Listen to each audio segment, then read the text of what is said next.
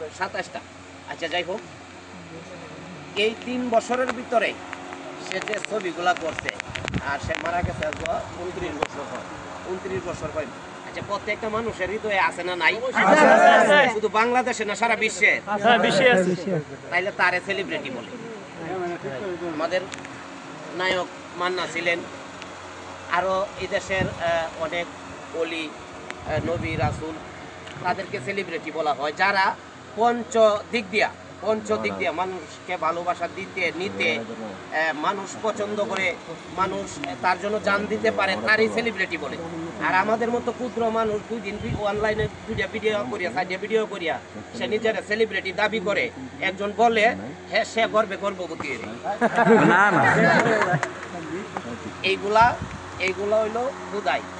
আমরা সেলিব্রিটি না, আমরা কন্টেন্ট ক্রিয়েটর, মানুষকে হাসাই, বিনোদন দিই, বিনোদন করি, ভালো লাগে, আপনারাও ভালো লাগে আমাদের এই ভিডিওগুলো দেখা।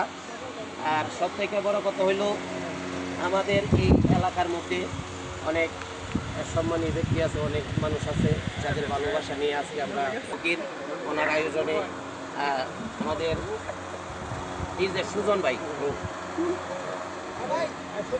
সুজন ভাই, এমডি রনি শেখ, এখানে আমার